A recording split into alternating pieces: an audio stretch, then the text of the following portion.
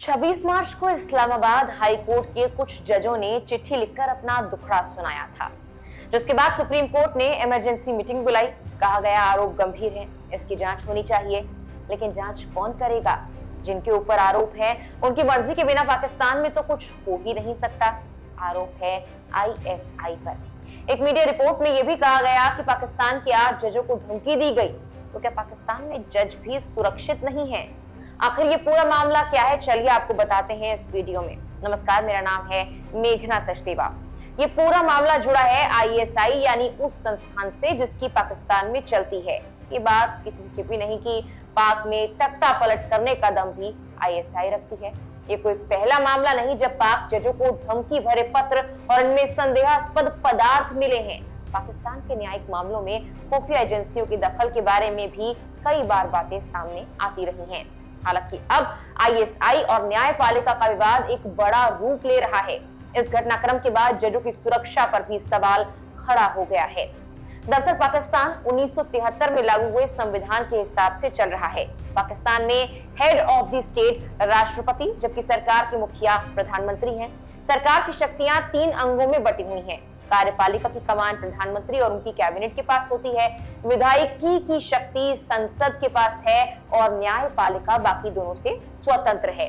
पाकिस्तान में 2 तरह की अदालतें हैं। पहली है सुपीरियर जुडिशरी, इसमें सुप्रीम कोर्ट, शरिया कोर्ट और 5 हाई कोर्ट्स आती हैं। अब बात करते हैं उस पत्र की जो हाई कोर्ट के जजों ने लिखा। दरअसल 6 जजों ने एक चिट्ठी लिखी सुप्रीम जुडिशियल काउंसिल को। इन जजों के नाम थे जस्टिस मोहसिन अख्तर खयानी, तारिक महमूद जहांगीरी, बाबर सत्तार, सरदार एजाज, इसहाक खान, जस्टिस अरबाज मोहम्मद ताहिर और जस्टिस समन रफत इम्तियाज। जजों ने लिखा था कि खुफिया एजेंसियां अदालत के काम में दखल देती हैं। हमें यह बताया जाए कि इस दखलंदाजी से बचे कैसे। खुफिया एजेंसियों के एजेंट बेंच के गठन में और फैसले बदलवाने के लिए दबाव डालते हैं। हमें ये नहीं पता कि इसको रिपोर्ट कैसे किया जाए। अगर सरकार किसी पॉलिसी के तहत अदालतों में काम में दखल दे रही है तो उसकी भी जांच की जाए। आरोपों के साथ साथ कई उदाहरण भी इन पत्रों में दिए गए। इन सभी में सीधे तौर पर आईएसआई पर आरोप लगाए गए, जिसके बाद ये लड़ाई बढ़ गई। यहाँ तक कि विवाद के बाद 8 जजों को धमकी भरे पत्र भी मिले हैं।